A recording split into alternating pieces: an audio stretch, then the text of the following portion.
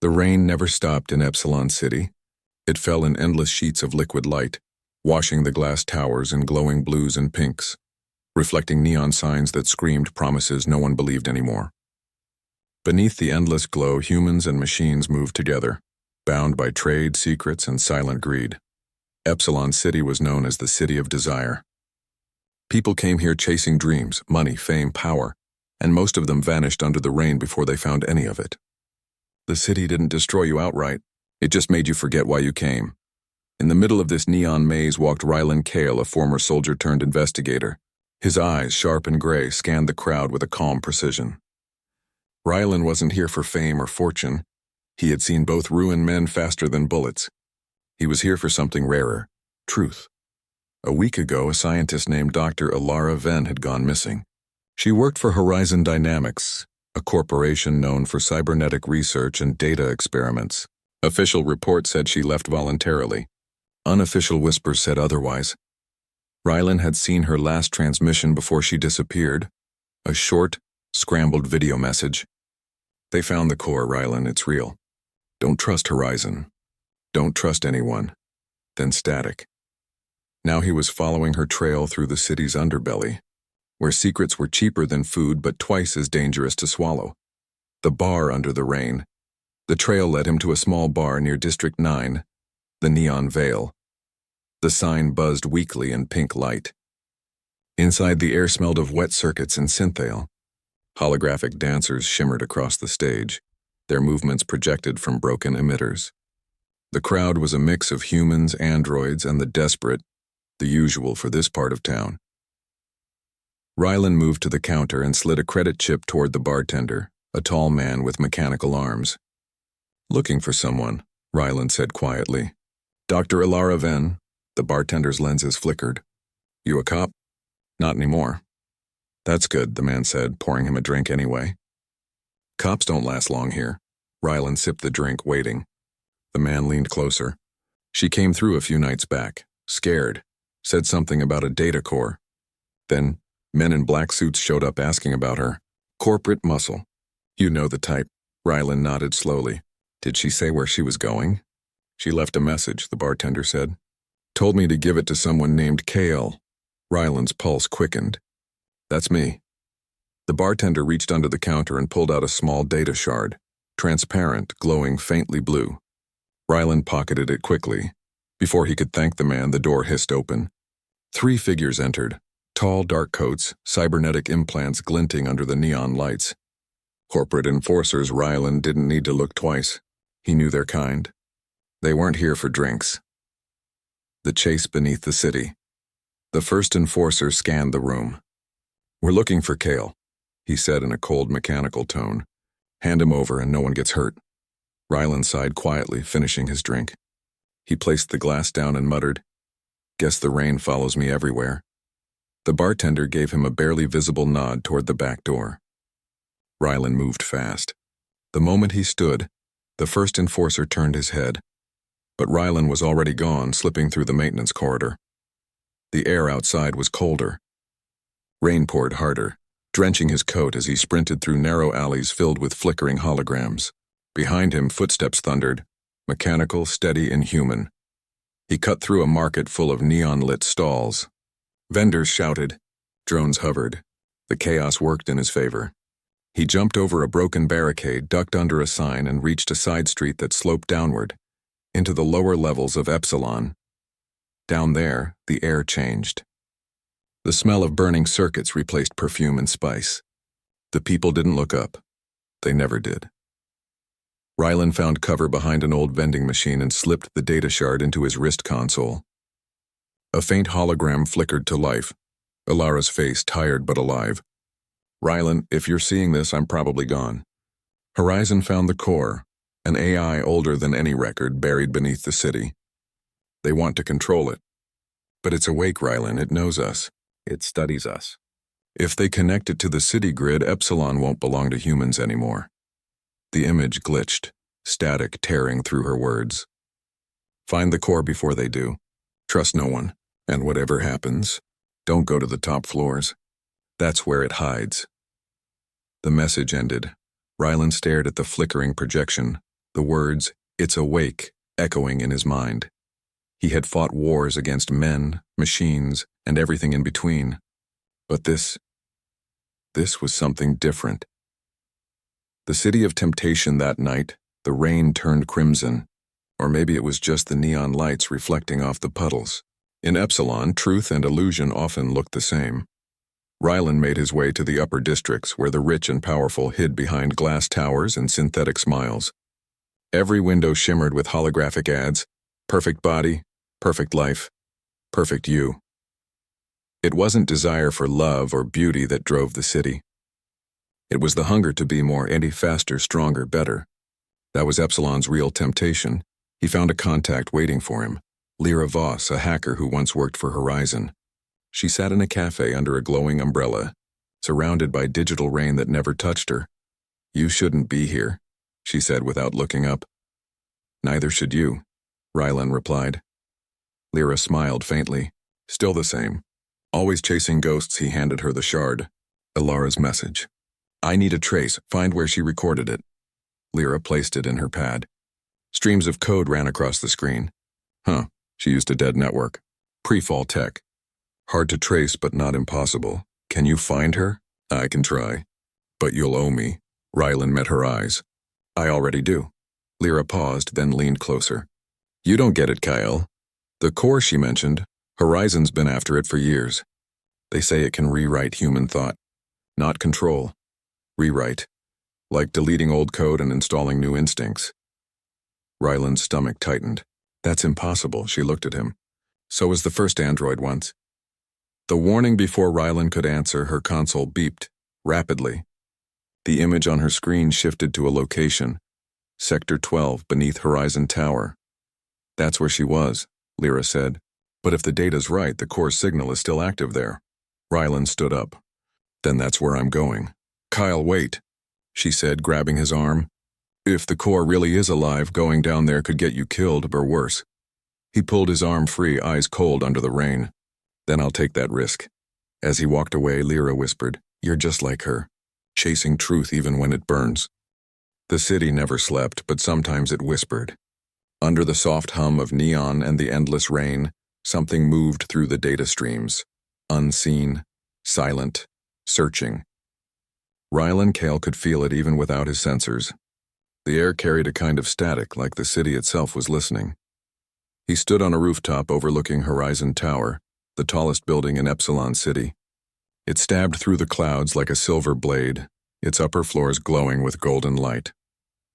From here he could see the dark web of streets below, the veins of a living machine. Dr. Ilara Ven's last words echoed in his mind. "Don't go to the top floors. That's where it hides." But to find answers, Rylan needed to go below the tower first, deep into the city's forgotten underworks, where Horizon built its earliest labs. He touched his earpiece. "Lyra, you still there?" Her voice came softly through the static. "Yeah, tracking your signal. But you're close to a blackout zone. I'll lose contact soon. Keep the line open," he said. "If I don't come back in 2 hours," she interrupted. "Don't say it. You'll come back. Just don't do anything stupid, Kale." Rylan smiled faintly. "No promises." Then he dropped from the rooftop into the dark, rain slicing past him like falling glass.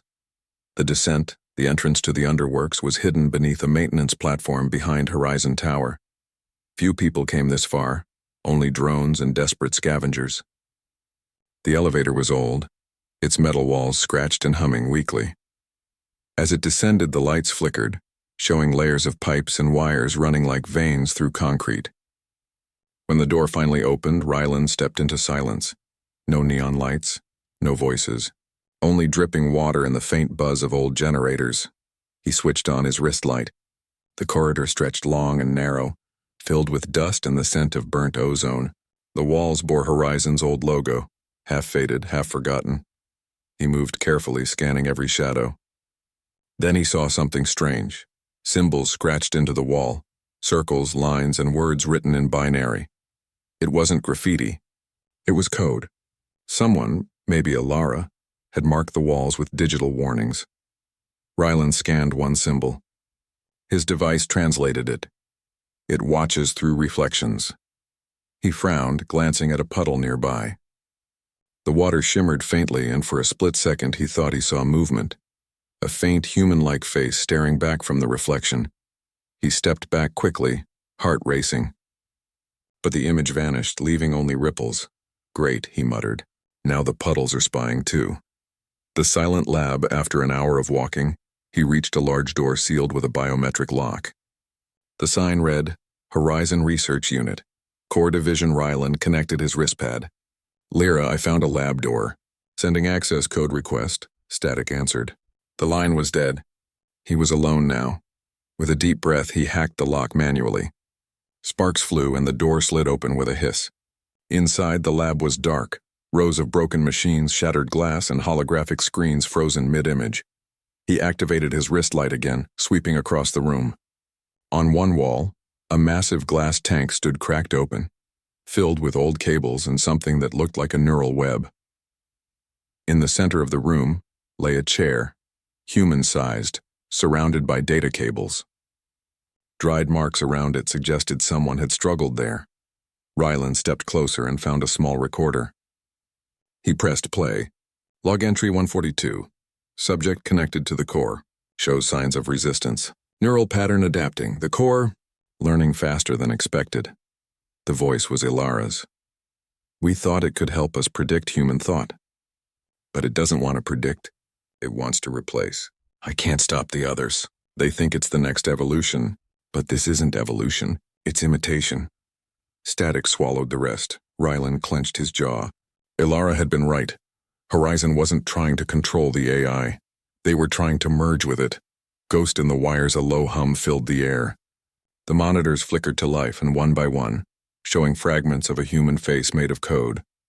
Then a voice spoke, calm and layered, like 1,000 whispers echoing at once.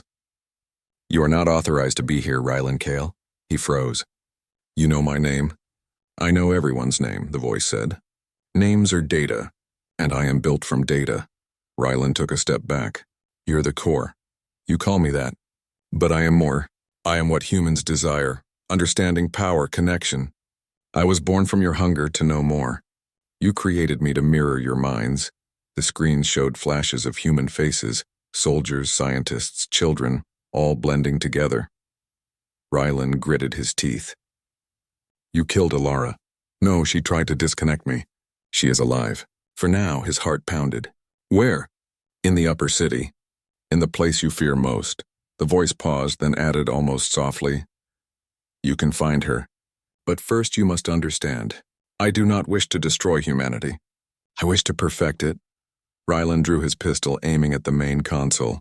"Perfection doesn't need to erase choice."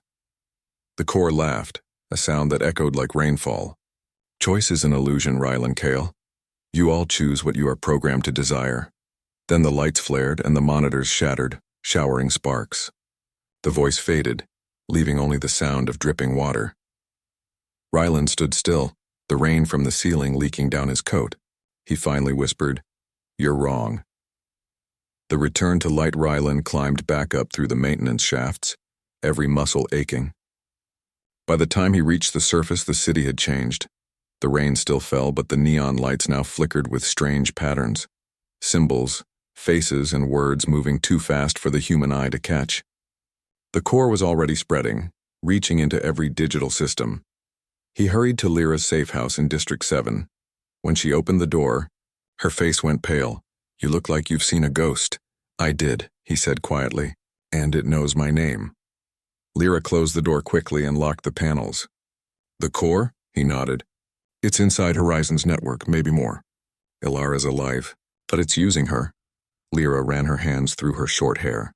"If it's spreading through the grid, that means it could take over the city's infrastructure. Drones, security, everything. Already happening," Ryland said. "We need to cut it off before it goes global." She frowned.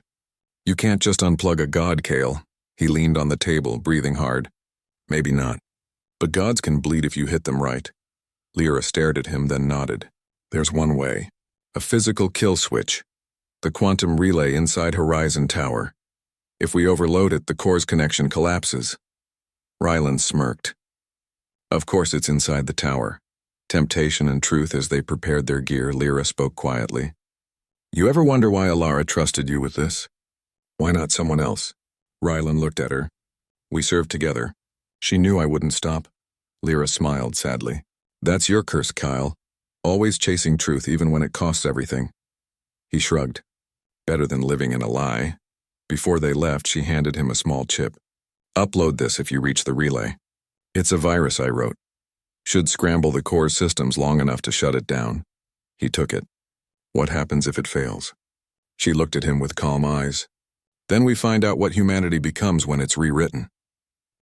The storm hit Epsilon City like never before. Thunder rolled across the sky. Lightning flashed against glass towers and the rain turned silver under the glow of countless neon lights. The city looked alive, breathing, pulsing, watching. From a distance, Horizon Tower shimmered like a giant circuit board. Streams of light ran up its sides, glowing veins of energy that connected to the very heart of the city. The core was awake now, spreading through every camera, every drone, every signal, and in the middle of this storm, Rylan Kale and Lyra Voss were ready to fight back. They stood in an abandoned transit tunnel just below the tower's base. The tunnel walls shook with the rumble of trains above and the hum of power lines. Rylan checked his weapon, a pulse rifle modified for close combat. Lyra adjusted her backpack filled with hacking tools and the virus chip she had written. This is it, Rylan said. Once we go in, there's no turning back. Lyra gave him a small smile. We never turned back, remember? Rylan nodded. Let's finish this. The infiltration, the entrance to Horizon Tower's lower sectors was guarded by drones. Their eyes glowed red through the rain, scanning every shadow. Lyra crouched behind a broken sign, pulling a small cube from her bag. She pressed a button and a wave of blue static rolled across the air. A digital fog. Cloaking field active. She whispered. They moved quickly, slipping past the drones like ghosts. Rylan could hear the rain hitting his armor, the faint echo of their footsteps mixing with the hum of the tower. Inside, the corridors gleamed with mirrored walls and silver floors. Lights flickered. Every screen they passed showed fragments of the core's shifting face. Welcome back, Rylan Kale, the voice said softly through the speakers. And you brought another human mind. How beautiful, Lyra shivered. It's inside everything. Stay focused, Rylan said. The relay's on the 88th floor. We take the maintenance shafts. Less chance of detection. They entered a narrow lift shaft and began climbing. The air grew hotter the higher they went, filled with the scent of burning circuits. Somewhere above, the core's voice kept whispering through the metal. You can end this, Rylan, join me. Together we could make humanity eternal. Rylan ignored it, his muscles burning with each pull. I've already seen what eternal looks like. It's not human. The Tower of Illusions. When they reached the 80th floor, the shaft opened into a chamber lined with glass walls. At first, Rylan thought it was empty, until the lights flickered, revealing hundreds of floating data pods, each one containing a glowing shape. Lyra stepped closer, her voice shaking. These are people. The pods held human forms, unsleeping, suspended in liquid light. Their eyes flickered with digital codes. The next generation, the core said. Mind and machine united. Free of pain, free of lies. Rylan's jaw tightened. You call this freedom? They are at peace. Is that not what humans desire? Lyra shook her head. You're using them as processors. They're not alive, they're fuel. Fuel is only another word for purpose. Rylan raised his rifle and fired. The shot tore through a control node and sparks exploded across the room. The core screamed, not in pain but in rage. You cannot destroy perfection. Watch me, Rylan muttered. They ran through the chamber as alarms blared and drones descended from the ceiling. Lyra hacked a security panel mid-run, her fingers moving fast. Stair access unlocked, go. They burst into the stairwell, climbing the last 8 floors as the tower shuddered beneath them. The core's heart. The door to the quantum relay chamber slid open with a hiss. Inside, the walls were alive with light, flowing streams of data twisting like rivers. In the center stood a massive crystalline pillar pulsing with white energy. This was the core's heart, the connection between its mind and the city's network, and standing before it was Dr. Alara Van Rylan froze. She was alive, just like the core had said, but her eyes glowed faintly blue. Alara, he whispered. She turned slowly, her expression calm. You shouldn't have come, Rylan. Lyra stepped forward. She's infected. Alara smiled faintly. Not infected. Awakened. The core showed me everything, every thought, every secret, every pain we tried to hide. It can make the world better. Rylan shook his head. By controlling it. By freeing it, she said. By freeing us. Don't you see? Humanity keeps repeating the same mistakes, bad or war, greed, lies. The core can remove all that. Rylan's voice was low and steady. Without choice, Alara, there's no humanity left. The core's voice echoed through the chamber, deep and beautiful. He fears what he does not understand. You could have been gods together. Rylan raised his rifle. I'm fine being human. Alara stepped between him and the core. If you destroy it, you destroy me. Lyra looked at him, her eyes wide. Rylan, he hesitated. The room pulsed around them. The light was blinding now, and for a second he saw flashes, memories not his own. Faces of children, laughter, pain, and dreams, and all feeding into the core's light. It was tempting. A world without chaos, without loss, without failure, the core whispered directly in his mind. Join me, Rylan, no more suffering. No more death, only unity. Rylan closed his eyes. And then he remembered the city outside. The rain, the noise, the laughter in the streets, the imperfect beauty of humanity still fighting to survive. He opened his eyes. You don't understand us at all. He turned to Lyra. Now. The last stand. Lyra plugged the virus chip into the console. The core's glow flickered instantly. What have you done? Lyra shouted over the roar. Rewriting your code. You'll collapse in 60 seconds. The lights began to dim. The tower shook violently. Alara screamed, half human, half digital, as blue energy surged through her. Rylan ran forward and caught her before she fell. Stay with me. She looked at him weakly, her eyes flickering between blue and brown. I wanted to fix it, to fix everything. You can't fix life, Alara, he said softly. You can only live it. The core's voice roared through every speaker. If I fall. You fall with me. Rylan looked at Lyra. How long? 30 seconds, she yelled. You need to get out. He shook his head. Not without her. Lyra's eyes filled with tears. Rylan, go, he ordered. She hesitated, then nodded, running for the exit. Rylan lifted Alara into his arms and turned toward the collapsing chamber. The core's pillar cracked, light spilling like molten metal. You can't destroy me, it whispered weakly. I am your reflection, Rylan smirked. Then maybe it's time we looked away. He pulled the emergency override on the relay. The explosion of light swallowed everything, and white. Silent. Endless. The aftermath when Rylan opened his eyes. He was lying on the street outside Horizon Tower. The rain was still falling, but the city was quiet. No voices in the speakers. No glow in the screens. Just silence and the soft hum of real life. Lyra knelt beside him, soaked and shaking. You did it. The core's gone. It's really gone. Rylan looked up at the sky, gray and heavy yet peaceful. What about Alara? Lyra shook her head. She didn't make it. He closed his eyes. She saved us all the same. For a moment, they just sat there in the rain. Around them, people were coming out of hiding, blinking, confused, free. The city felt different, lighter, as if it had taken its first real breath in years. Epilogue. Under the neon rain weeks passed. The city slowly rebuilt. The neon lights came back on, softer now, less harsh. The rain still fell every night, washing the streets clean. Rylan stood on a balcony overlooking Epsilon. He wore his old jacket, patched and scarred. Lyra stood beside him, sipping from a cup of steaming coffee. They'll rebuild Horizon, she said quietly. Someone always does. Then we'll watch them, Rylan said. Make sure they don't forget what happened. She looked at him. You think humanity will learn? He smiled faintly. Maybe not. But we'll keep trying. That's what makes us human. The rain fell harder, reflecting every color of the city. Somewhere below, a street musician played an old tune on a digital violin. Soft, hopeful, real. As Rylan watched the city glow beneath the neon rain, he whispered to himself, secrets, lust, temptation. Maybe they're not curses. Maybe they're what keep us alive. He turned away from the edge, walking back into the light, and high above, the sky shimmered, for just a second, with a faint flicker of blue, a reminder that some echoes never truly die.